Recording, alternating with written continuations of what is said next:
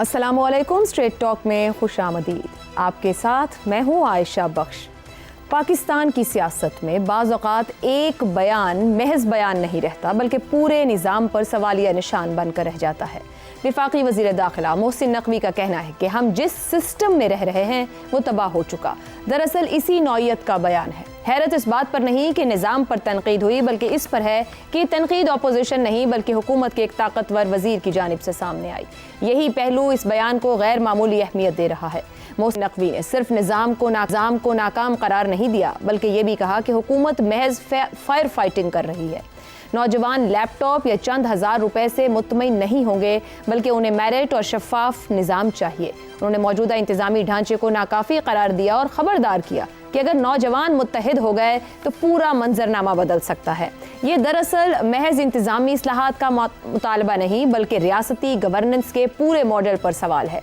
इसीलिए ये सवाल भी अहम हो जाता है कि क्या ये बयान सिर्फ हाइब्रिड निज़ाम के सियासी हिस्से के लिए एक वाज़ेह वार्निंग है। कुछ अरसे से कॉलम निगार और तज्जियाकार दबे लफ्ज़ों में ये कहते रहे हैं कि अगर गवर्नेंस और मईशत में बेहतरी ना आई तो तमाम रियासती ढांचे पर तनकीद बढ़ेगी। और अब पहली मरतबा हुकूमत के अंदर से ही एक मरकज़ी वज़ीर इन्हीं खदशात को खुले अल्फाज में बयान कर रहा है। यानी जो बातें अब तक इशारों में की जा रही थी वो अब सरकारी सतह पर भी ज़बान पर आ गई हैं। मोहसिन नकवी के बयान पर मुस्लिम लीग नून के अंदर से भी बेचैनी सामने आई है। राना सनाउल्लाह ने तंज़िया अंदाज में कहा कि जिस निज़ाम ने इन्हें 3.5 बरस में वहाँ पहुँचा दिया जहाँ लोग 30 बरस में पहुँचते हैं, अब इन्हें इसी निज़ाम की खराबी का एहसास हो रहा है। उधर ख्वाजा आसिफ ने मोहसिन नकवी को मशवरा दिया कि अगर वाकई इनकलाब लाना है तो पहले PCB मिलाकर दिखाएं, जहाँ उनके पास मुकम्मल इख्तियार मौजूद है। ये रद्द-ए-अमल वाज़ेह करते हैं कि नून लीग की अहम क़यादत इस बयान को सियासी तौर पर नुकसानदेह समझती है। मगर इससे भी ज़्यादा मायने खेज़ आज ये रिपोर्ट हुआ कि नवाज शरीफ ने पार्टी रहनुमाओं को हिदायत दी है कि मोहसिन नकवी के बयान पर मज़ीद रद्द-ए-अमल ना दिया जाए, ताकि हुकूमत और रियासती इदारों के दरमियान इख्तिलाफात का तासुर पैदा ना हो। ये हिदायत जाहिर करती है कि नवाज शरीफ इस मरहले पर भी सियासी महाजराए के बजाय मुफाहमत को तरजीह दे रहे हैं, ख्वाह इसके लिए अपनी जमात के तहफ़्फ़ुज़ात को पसे पुश्त ही क्यों ना रखना पड़े। अब असल सवाल यह है कि क्या मोहसिन नकवी का ये बयान महज एक वक्ती एतराफ़ साबित होगा, या फिर इसके नतीजे में वाकई ऐसी इस्लाहात का आगाज़ होगा जो गवर्नेंस को बेहतर बना सकें, चाहे इनकी सियासी कीमत ही क्यों ना अदा करना पड़े। अगर हालात जूं के तूं रहे तो निज़ाम पर तनकीद भी जारी रहेगी और सियासी भी हुक्मरान जमात पर ही आयद होगी। ऐसे में नून लीग के लिए क्या सबसे बड़ा चैलेंज सिर्फ इक़्तिदार बचाना नहीं, बल्कि एक काबिल एतमाद सियासी बयानिया बरकरार रखना भी होगा। इन्हीं सवालों के जवाब तलाश करेंगे। पैनल में हमारे साथ हैं हसन निसार साहिब, रज़ा रूमी साहिब, आमिर अहमद खान साहिब और ज़ैगम खान साहिब। आप सभी के लिए प्रोग्राम का सवाल। सिस्टम तबाह, निज़ाम गिर चुका, हुकूमती नाकामी की सरकारी तस्दीक, निज़ाम के ताकतवर वज़ीर दाखिला की हुकूमत के खिलाफ फ़र्दे जुर्म या सियासी निज़ाम को बड़ी वार्निंग। ज़ैगम साहिब, मुल्की तारीख के ताकतवर तरीन वज़ीर दाखिला ने जो कुछ इरशाद किया है पूरे निज़ाम की नाकामी का बाकायदा ऐलान कर गए हैं। अब ये फरमाइए, ये फ़र्दे जुर्म है गवर्नमेंट पर या ये एक वार्निंग दी गई है इस सियासी निज़ाम को? कितनी अहमियत है इसकी? देखिए आयशा, हम तो समझते थे कि मोहसिन नकवी ख़ुद सिस्टम है, लेकिन वो बता रहे हैं कि सिस्टम ही ढह गया है।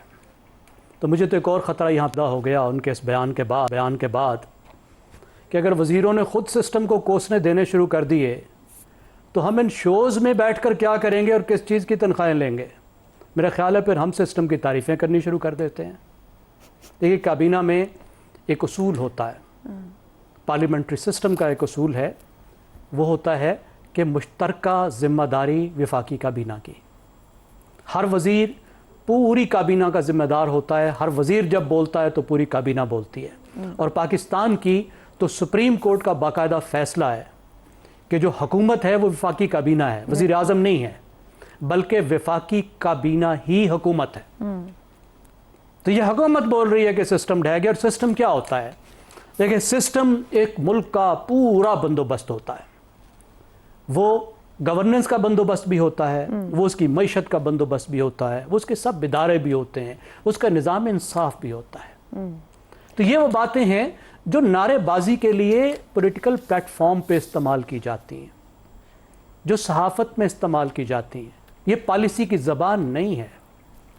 पॉलिसी की ज़बान बोलते हैं तो आप कंक्रीट बात करते हैं, कि ये चीज काम नहीं कर रही और इसको ठीक करने के लिए ये हमें करना है, ये नहीं कि तुम करो। वफाकी काबीना वाले कैसे कहेंगे कि ये करना चाहिए? ये आप हुकूमत हैं, आप बताएं कि ये कर रहे हैं और ये हम करेंगे। ज़ैगम साहब, तो फिर ये उनका पैगाम, ये उनका बयान किसके लिए था? किसने करना है? आपने कहा ना हमें करना है या तुम करो, ये तुम करो कौन है? तुम वो खुद है? नहीं, वो कह रहे हैं कि तुम करो। तुम कौन? मैं ये कह रहा हूं कि उनको कहना चाहिए। देखिए, तुम वो वफाकी काबीना को कह रहे हैं ना, हुकूमत को कह रहे हैं।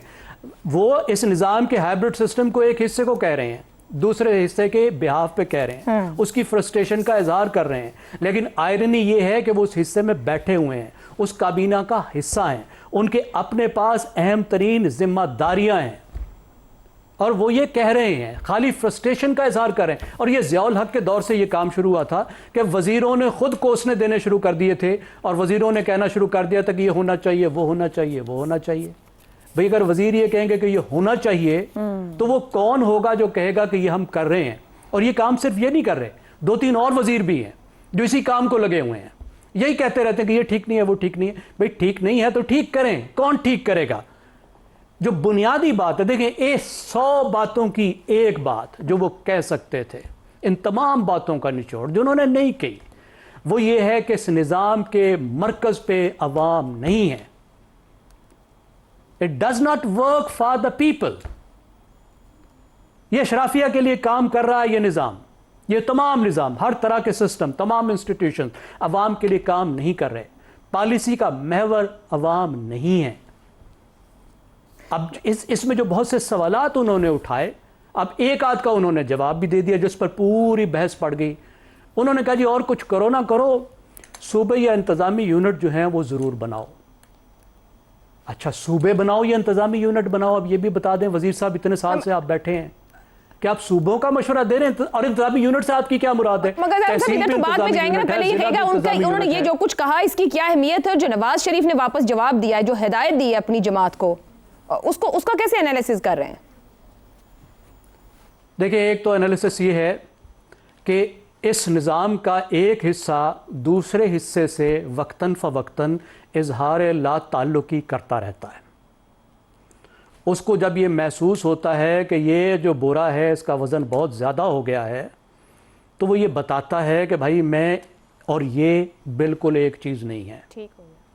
अगर आप फ्रस्ट्रेटेड हो तो हम भी फ्रस्ट्रेटेड हैं, क्योंकि जो दूसरा निज़ाम का हिस्सा है वो हिस्सा सियासी नहीं है, वो हिस्सा पूरे मुल्क को बिलोंग करता है, पूरे मुल्क की नुमाइंदगी करता है, वो किसी एक सियासी जमात की नहीं करता। ठीक।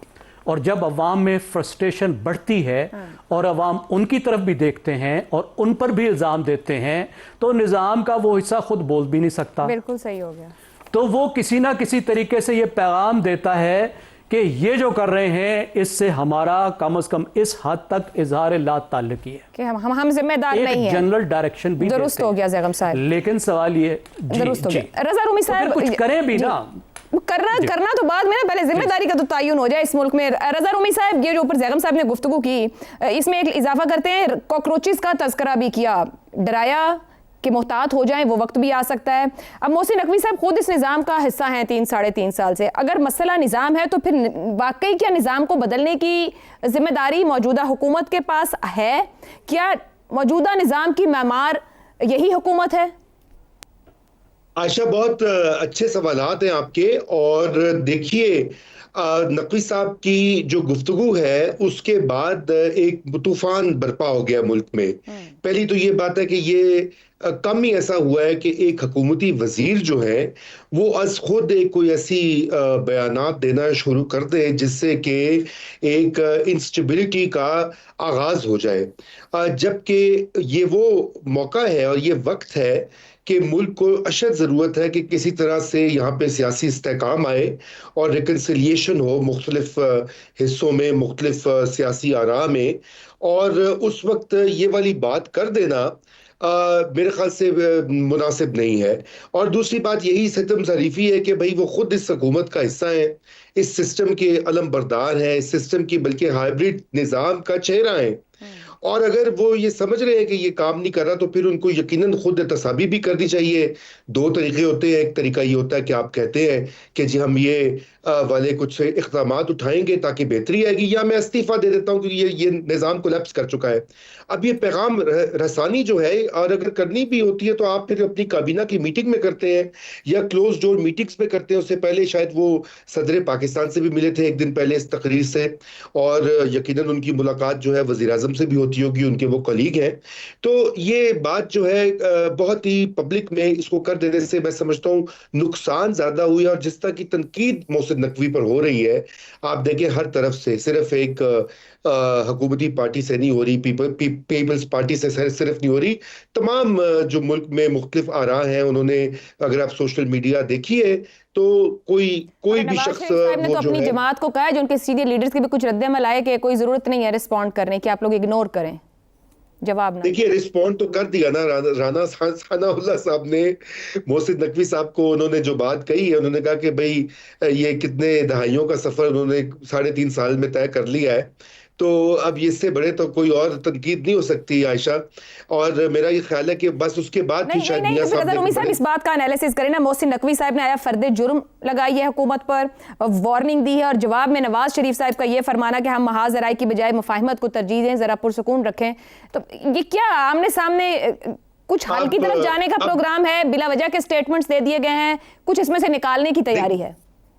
देखिए 3 अवामिल यहाँ पर है। मैंने पहले तो जनरल एक कमेंट दिया, और 3 चीजें हैं। सबसे पहले तो आप सबके इल्म में है कि 28वीं तरमीम जो है वो उसके कई खाके तैयार है, लेकिन उसके ऊपर सियासी इत्तफाक राय नहीं है। और सबसे बड़ी जो उसमें 2 ही अहम बातें हैं, एक तो नए सूबे या इंतजामी यूनिट जो मर्जी कहें, या लोकल गवर्नमेंट का निज़ाम जो है उसको फॉर्मुलाइज करने का जो है अमल है, और दूसरा जो NFC का फॉर्मूला है उसको तब्दील करने का एक प्लान है। इससे पहले आपको पता है कि इस बजट में तो कुछ आपस में अफामो तफहीम हो गया था, और सूबों ने कुछ पैसे मरकज को दे दिए, और उससे मामला जो है टेम्पररीली हल हो गया। लेकिन ये कोई मुस्तकिल बुनियादों पे हल नहीं हुआ, क्योंकि मरकजी हुकूमत ये समझती है, फेडरल गवर्नमेंट, कि उसकी जिम्मेदारियां कहीं ज्यादा हैं और वसाइल उसके पास नहीं है। इसके ऊपर भी बहस हो सकती है, और बहुत से लोग इस पर सवालात भी उठाते हैं। लेकिन ओवरऑल जो पाकिस्तान की डिफेंस की रिक्वायरमेंट्स हैं, उसके लिए फेडरल गवर्नमेंट को मजीद वसाइल दरकार है। पहली तो ये बात है। और इसीलिए जो ये पैगाम था, मैं समझता हूँ पाकिस्तान पीपल्स पार्टी को, कि अगर आपने जो सही तरीके से नहीं मानी बात, तो फिर और भी ऑप्शंस मौजूद हैं। सही तरीके पे सियासी जमातें अच्छा, कुछ जवाब देंगी इस पे जी। और दूसरा आयशा, उसमें पाकिस्तान मुस्लिम लीग नवाज के ऊपर भी ढके छुपे अल्फाज में तनकीद थी। लैपटॉप्स का जिक्र किया उन्होंने, कॉकरोचेस का जिक्र किया, जिस पे राणा साहब ने कहा अदम एतमाद भी है। नहीं, मेरे ख्याल से तनकीद ज्यादा है। देखिए अदम एतमाद हो तो फिर आजाद कश्मीर के जो रिजल्ट्स आ रहे हैं इलेक्शंस के, वो कुछ और होते हैं ना आयशा, अगर अदम एतमाद तो नहीं है। अच्छा, तीसरा इसमें नुक्ता जो है वो आप ये देखिए कि इस हाइब्रिड निजाम में जो ताकतवर फरीक है, उनकी एक तारीखी पोजीशन रही है सूबों के ऊपर। जनरल मुशर्रफ से एक बार पूछा गया था, एक सुमरो साहब है BBC के रिपोर्टर, उन्होंने उनका इंटरव्यू किया था, अभी मैं पढ़ा था लंदन में, और उन्होंने कहा कि उनकी सबसे बड़ी रिग्रेट थी कि वो 22 सूबे ना बना सके पाकिस्तान के। इससे पहले भी आपको पता है कि बेसिक डेमोक्रेसीज और लोकल गवर्नमेंट, तो अब ये कि ये ढांचा जो है इंतजामी ढांचा, आयशा 1 मिनट और, ये ढांचा जो है तब्दील होके रहेगा। ये मैं आपको बात जरूर कह रहा हूं, चाहे लोकल गवर्नमेंट्स आए, नए सूबों का तो मुझे नहीं पता, लेकिन ये बड़ा अहम मामला रज़ा रूमी साहब, यकीनी तौर पर आने वाले दिनों में हमारा भी इशू ये रहेगा, सूबे, लोकल गवर्नमेंट्स इंतजामी तौर पर किस तरीके से फोर्सी किया जा रहा है फ्यूचर को। हसन निसार साहब, मगर जो हुकूमती वजीर ने ये कहा कि सिस्टम तबाह, निज़ाम गिर चुका है, महज एक इतराफ है या आने वाले अरसे में किसी एक बड़ी तब्दीली का पेश खैमा हो सकता है? ये बयान खोखली सी बात है भाई, निज़ाम तबाह हो गया, निज़ाम तो था ही कोई नहीं है।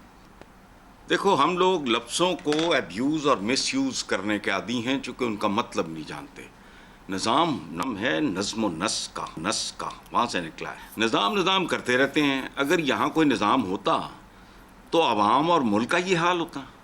कर्ज़ों की दलदल में गर्क मईशत, वो बच्चा मकरूज जो अभी पैदा नहीं हुआ, आबादी बर्बादी की तरफ रवां दवां। और बात सुनो गौर से, कई साल पहले पहला एडिशन छपा था, इसके पता नहीं 20वां एडिशन छप चुके हैं। ये किताब देख रहे हो, इसका उन्वान क्या है? आदमखोर निजाम का नौ। यहां निजाम है आदमखोरी का। ये किताब है, सेंसर करना हो तो कर लेना। निजाम, इसको तो निजाम कहना ही मतलब अजीब सा लगता है। हमें लफ्ज़ों का मतलब नहीं पता। जमहूर जमहूर करते रहते हैं, जमहूरियत जमहूर से निकला, जमहूर कहते हैं लोगों को। उनको तो अपने अच्छे बुरे की तमीज़ नहीं है। यहाँ का हर फेयर इलेक्शन भी अनफेयर था, चूँकि जिनके वोट से हुकूमतें बनती हैं उनको तो अपनी ज़िंदगी मौत की तमीज़ नहीं है, उनको तो अपने अच्छे बुरे की तमीज़ नहीं है। सारी बात ही बोगस है।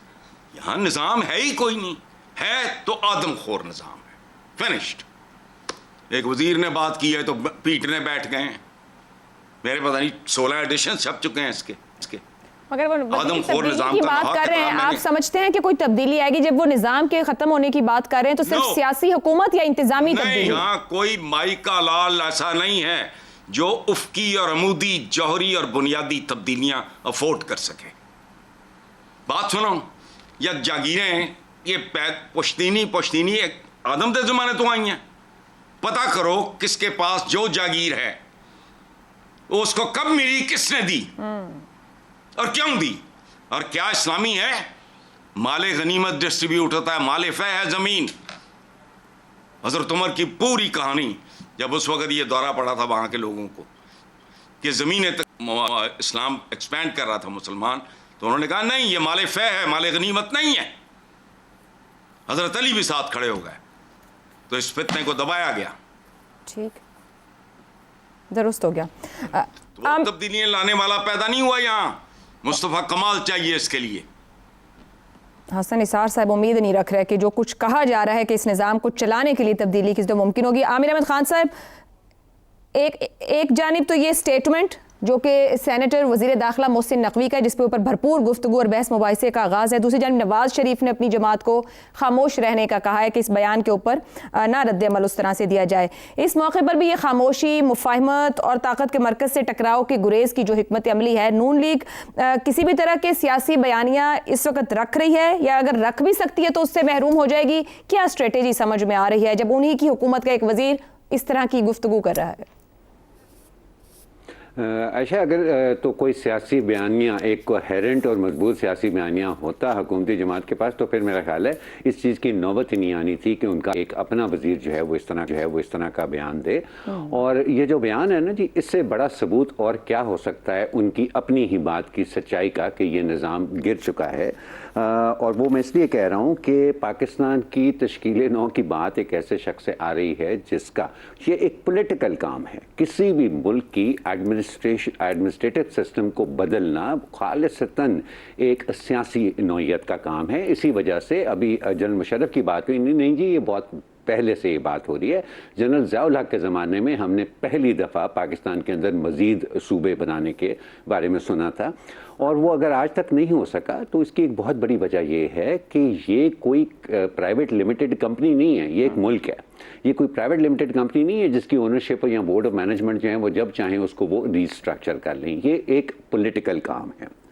सो वो एक ऐसे शख्स से उसकी तजवीज़ आती है तश्कील नौ की, इंतज़ामी तश्कील नौ की, जिसका सियासत से दूर दराज का आयशा कोई ताल्लुक ही नहीं रहा, और जिसके अपनी कॉलीग्स उनके बारे में कहते हैं कि जी ये तो अपनी एक ज़ात में खुद ही पावर हाउस हैं जो हमारे पे ग्रेड से ऊपर हैं।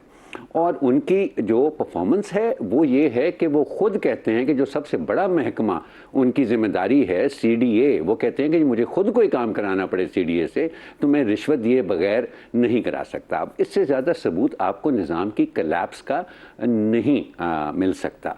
लेकिन बात में वापस हसन निसार साहब की बात पर लेके जाऊंगा कि ये कौन से निज़ाम की कलैप्स की बात कम कर रहे हैं, कि वो निज़ाम था क्या जिसकी कलैप्स की इस वक्त बात हो रही है। ये सब कुछ ना होता ना, अगर कोई निज़ाम होता तो इस तरह की ना तो गुफ्तगू होती और ना अपनी जिस हुकूमत की वो वज़ीर हैं वो उस हुकूमत के सरबराहों को ये कहने पर भी वो ये मजबूर ना होते कि जी आप इनकी बात को इग्नोर करें, आप इस बहस को आगे ना बढ़ाएं। सो बात उन्होंने 100% की है, लेकिन सही से सही और इंतहाई ज़रूरी बात का आगाज़ ही अगर गलत तरीके से किया जाए तो फिर तकरीबन नामुमकिन हो जाता है ये मानना कि वो किसी ना किसी वक्त वो सही सिमत की तरफ जो है वो मुड़ सकेगी। सो जो पाकिस्तान की जो बहुत ज़्यादा मिसफॉर्च्यून्स हैं ना जी, मेरा ख्याल है उसके अंदर हमने एक और जो है वो सतर जो है वो ऐड कर लिया है। इसके अलावा फौरी तौर पे कुछ होता जो है मुझे तो नज़र नहीं आता। आयशा, चाहे आप कोई इसको वार्निंग कहे, एक एनालिस्ट को मैं सुन रहा था वो कह रहे हैं कि ना जी नहीं, ये वार्निंग नहीं है, ना ही ये सजेशन है, ये एक अनाउंसमेंट है, यानी कि फैसला हो चुका है और अब तो ये होना ही होना है। तो मैं कहता हूँ कि आप इसको वार्निंग कह लें, सजेशन कह लें, अनाउंसमेंट कह लें, ये काम होते हुए नज़र ही नहीं आ रहा, क्योंकि जिस काम का आगाज़ ही इतने गलत तरीके से किया गया है वो किस तरह से वो बहस जो है वो किसी सही सिमत में जा सकती है। दुरुस्त हो गया जी। आमिर अहमद खान साहब ये कह रहे हैं तजवीज़ कहें, ऐलान कहें, जो भी है फ़िलहाल कोई नतीजा इसका दिखाई नहीं देता है और ऊपर भी इसी तरह की गुफ्तगू रही। एक ब्रेक ले लेते हैं, ब्रेक से वापस आएंगे तो बात करेंगे। आज़ाद कश्मीर इंतखाबात के 2 मरहले मुकम्मल हो गए हैं।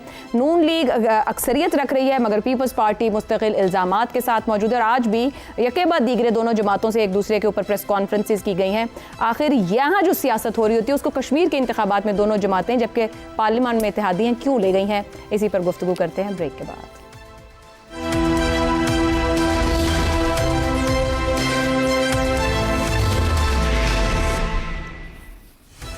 प्रोग्राम में एक बार फिर खुशामदीद। आज़ाद कश्मीर के इंतखाबात के दूसरे मरहले के बाद सियासी दर्जा हरारत पहले से भी ज़्यादा बढ़ गया है। राना सनाउल्लाह ने दावा किया है कि मुस्लिम लीग नून ने 45 में से 23 नशस्तें हासिल करके हुकूमत साजी के लिए सादा अक्सरियत हासिल कर ली है।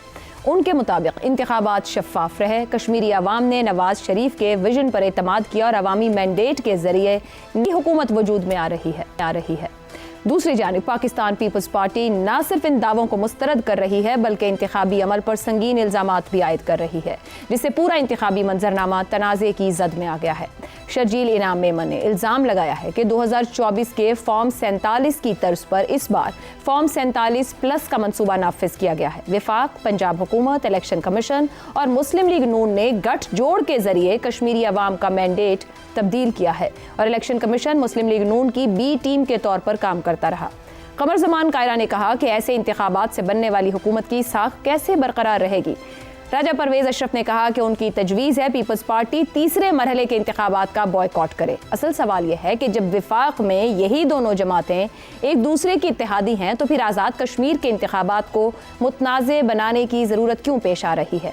अगर एक दूसरे पर धांधली और मैंडेट चोरी जैसे इल्ज़ामात ही लगाने थे तो इसके लिए पाकिस्तान का सियासी मैदान पहले ही मौजूद था।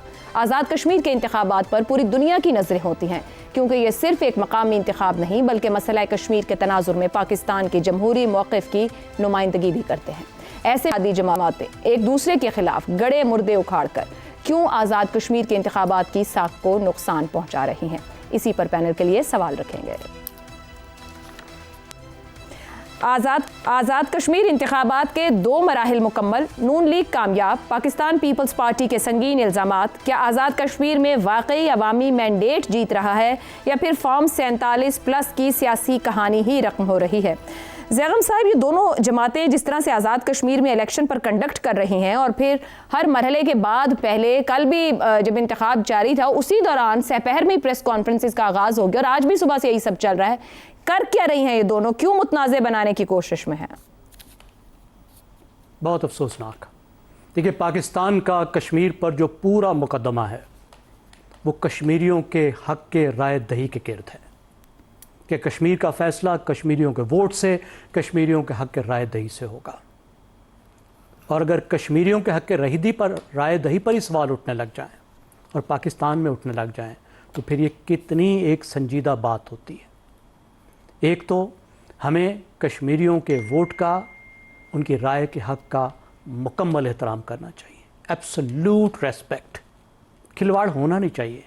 लेकिन उतनी ही अहम बात है कि कोई खिलवाड़ के गैर संजीदा इल्ज़ाम भी नहीं होने चाहिए। ऐसा परसेप्शन गैर ज़रूरी तौर पे क्रिएट नहीं होना चाहिए कि उनसे राय दही का हक छीना जा रहा है। एक ऐसे मौके पर जब एक बड़ी जमात ने वैसे बाइकाट किया है और दो बड़ी जमातें अरीना में मौजूद थीं, तो उन्हें इन दोनों बातों का ख्याल करना चाहिए था। और जो पार्टी शोर मचा रही है, ये वो पार्टी है जो इलेक्शन के वक्त AJK में आज़ाद कश्मीर में हुकूमत में थी, इस वक्त भी वो हुकूमत में है। एक तो 3 मरहलों ने मुसीबत डाल दी कि इलेक्शन इतना स्टैगर हो गया, जज्बात नीचे गए ही नहीं, एक मरहले के बाद दूसरा, अभी तीसरा फिर भी रहता है, तो इलेक्शन का माहौल ही ख़त्म नहीं हो रहा। और दूसरी चीज़ ख़राब कर दी बिलावल साहब की तवक्कुआत ने। अब बिलावल साहब को पहली दफ़ा, अब इतनी उम्र के वो हो गए हैं, इतने काबिल आदमी हैं, वज़ीर ख़ारजा भी रह चुके हैं, पार्टी के चेयरमैन तो वो टीनेजर थे तो बन गए थे, लेकिन उन्हें गिलगित बल्तिस्तान के इलेक्शन में और आज़ाद कश्मीर के इलेक्शन में अब्बा जी ने पहली दफ़ा इस बात का मौका दिया कि वो इंडिपेंडेंटली लीड करें पार्टी के इलेक्शन कैंपेन को। He did very well. Gilgit Baltistan में उन्होंने इलेक्शन जितवा भी दिया, बड़ी मेहनत की उन्होंने, AJK में भी बड़ी मेहनत की, लेकिन यहाँ उनको वो रिजल्ट नहीं मिले। तो इसका मतलब ये नहीं था कि जिसको अंग्रेजी में कहते हैं ना sore loser, he should have been a good loser. ठीक हो, एक अच्छे खिलाड़ी की तरह यहाँ खेलना चाहिए था। यहाँ पे भी उन्होंने अच्छा काम किया है। अब अच्छी अपोजिशन करें, आगे को लेकर चलें। इतनी आप तवक्कुआत हाई क्यों करते हैं? ठीक। और आखिरी बात यह है कि देखिए, इलेक्शन कमीशन को एक छोटे से छोटे इल्जाम को भी सीरियस लेना चाहिए, बिल्कुल उसके पीछे जाना चाहिए, ताकि ये परसेप्शन पैदा ही ना हो सके। दुरुस्त हो गया। आमिर अहमद खान साहब, ये विफाक में इत्तेहादी जमातें हैं, आज़ाद कश्मीर के सियासी अखाड़े में दोनों जमातें जो बिहेव कर रही हैं, कत्ल के इल्ज़ामात, रेड लाइन्स क्रॉस हो रही हैं, गुज़िश्ता इंतखाबात भी बीच में आ गए, क्या ये सब सिर्फ आज़ाद कश्मीर का इलेक्शन जीतने के लिए ही है?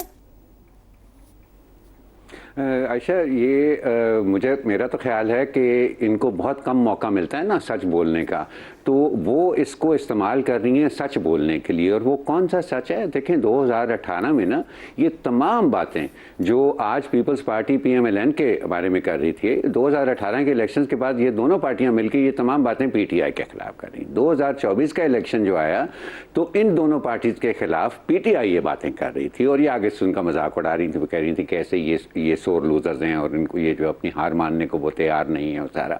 तो मुझे तो इस सारी चीज़ में से ये समझ आई है कि इसका मतलब है कि जो PTI जो ये पार्टियां 2018 में बात करनी थी वो भी सच थी, जो PTI 2024 के इलेक्शन के बारे में कर रही है वो भी सच थी, और इसी बहाने हमें ये सच पता चल जाता है। अफसोस की बात ये है कि जो जिन चीज़ों से, अहम चीज़ों से ये इस बहस को हटा रही है, इनका बिहेवियर और उनकी करतूत जो है, वो क्या पुरतशद्दद वाक़यात थे इलेक्शन से पहले जो आज़ाद कश्मीर में हुए, और वो क्यों हुए, और उन पुरतशद्दद मुजाहिरों को रोकने के लिए जो ताकत इस्तेमाल की गई, उनमें कितने लोग जो हैं वो हलाक और ज़ख्मी हुए। ये जो रियल इश्यूज़ हैं जिनके ऊपर बात होनी चाहिए, अब हम हट के, इन पार्टियों की बड़ी कामयाबी है कि हम हट के उन अहम बातों से हट के हम इनके बयानबाजी के अंदर हम उलझ गए हैं और उसका हम तज्जिया करने की कोशिश कर रहे हैं। तो मेरा ख्याल है जहाँ हमें अप्रिशिएट करना चाहिए कि चले इसी बहाने सच तो बाहर निकला, उसके साथ साथ हमें इस पे भी ज़रा नज़र रखनी चाहिए कि ये सारे शोर शराबे का मकसद ये तो नहीं है, इनका ये फेलियर तो नहीं है कि इंसानी जानें जो ज़ाय हुई हैं इस इंतखाबात के अंदर, उससे तवज्जो हटाने की कोशिश है। वैलिड पॉइंट कि शोर शराबे मकसद क्या है, रियल इशू से तवज्जो हटाना तो नहीं। एक ब्रेक लेते हैं, ब्रेक के बाद गुफ्तगू आगे बढ़ाएंगे।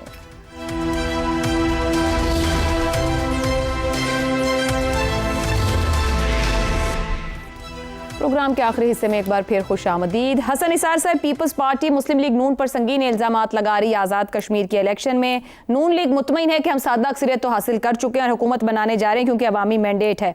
अब वाकई पीपल्स पार्टी के इल्जामात सिर्फ हार के बाद जो इल्जामात हमारे यहाँ लगाए जाते हैं वही हैं या उससे बढ़कर हैं? आयशा, एक पहले मिसरा सुनो, जो रास्ता आम हो जाए वो रास्ता छोड़ देते हैं। मैं थर्ड डायमेंशन ढूंढता हूँ, थर्ड डायमेंशन का आदमी हूँ। ऑब्वियस बातें मेरी समझ में नहीं आती जो हर जगह डिस्कस होती हैं और जैसे इंटरप्रेट की जाती हैं। इसलिए इलेक्शन को मारो गोली, इसको छोड़ो। ये ढोंग मुद्दतों से जारी है। यहाँ का हर इलेक्शन फ्रॉड था और है, ये याद रखना। यहाँ वोट लिया नहीं जाता, छीना जाता है, बटोरा जाता है, ख़रीदा जाता है। जिस नाम नेहाद वोटर के सर पे चाहे 2 मरले की छत हो, छत अपनी नहीं, पांव तले जमीन अपनी नहीं, उसकी राय भी अपनी नहीं हो सकती। वो खरीदी जाती है, बटोरी जाती है, छीनी जाती है, और अगर होगी तो सुसाइडल होगी। इनको शर्म ही नहीं आ रही। 64 साल हो गए यार, रोटी कपड़ा मकान, आज भी उनको वोट मिलता है। तो मुझे तो नहीं ये वोटर चाहिए। हर इलेक्शन फ्रॉड था, है और रहेगा। जिन्हें 78 साल से बात सुनो, जातों और जरूरतों के मारे हुए लोग, उनकी क्या राय है? जातों, जात बरादरी की बात कर रहा हूं, जिन्हें 78 साल से सड़क पे चलने की तमीज और तालीम नहीं दी जा सकी, उनकी राय लेने चले हो। एशियन टाइगर बनाएंगे, रोटी कपड़ा मकान। It's more than 6 years doctor Mubashar Hasan के घर में बनी, वो घर भी ढह गया है। वहां शॉपिंग मॉल बन रहा है, मेल बुलेवार्ड गुलबर्ग। बिल्कुल ऐसा। ये नारा था जिसने भुट्टो को मकबूलियत दी। लोग मेरे जैसे चबल थे जो चल पड़े। ख्वाब देखने वाले तो चलते हैं कि शायद ख्वाबों को ताबीर मिल जाए, मिली ना मिली तो अलहदा ठीक हो गया। ख्वाब भी अक्लमंद आदमी और तरह देखता है। सर अपने पुराने ख्वाबों को ना कोसिए फैसल साहब, उस वक्त में ठीक था। छोड़ो आप लोग देखो, मैं हम हकीकत पसंद ज्यादा है। सोचता ही और तरह हूँ। चलें ठीक हो, सोचता ही और तरह हूँ मैं, और तरीके से देख। जमहूरियत, जमहूर, सियासत, सियासतदान, रहनुमा, कभी इन लफ्जों पे तो गौर करो। ये तो वोकैबुलरी, ये तो डिक्शनरी से निकाल देने चाहिए। ये तुमते हैं। ठीक है जी। रज़ा रूमी साहब, ये जो पीपल्स पार्टी एतराज कर रही है और जिस तरह रहनुमा बोले और तीसरे मरहले से बाइकआउट की बात कर रहे हैं, किस तरीके से देख रहे हैं सिचुएशन को? जी, मैं तो समझता हूं कि इस वक्त ये तो बिल्कुल एक फरोई मसला है। पाकिस्तान पीपल्स पार्टी के इल्जामात और पाकिस्तान मुस्लिम लीग नून की तनकीद और एक दूसरे से दस्तो गिरेबां होना, असल जो मसला है वो पूरा मुल्क जानता है कि वहां पर क्या मसला है। इस वक्त इतना शदीद किस्म का एक बहरान है, और आप ये बताइए इन दोनों पार्टियों के पास क्या उसका हल है, या क्या उसका जो मंसूबा है कि जिससे वो ये मामला ठीक कर सकते हैं। अनफॉर्चुनेटली पाकिस्तान पीपल्स पार्टी की वहां पे गवर्नमेंट थी, और अभी वही उसके ऊपर लगे हुए हैं कि जी वो तनकीद कर रहे हैं और इल्जामात आयद कर रहे हैं वगैरह वगैरह। भाई आपने खुद वजीर आजम आपका लगा हुआ था वहां पर, और आपकी उसके हाथ में पूरी गवर्नमेंट थी जिसने कि मिस हैंडल किया है इस सिचुएशन को, और क्यों हुआ और कैसे हुआ।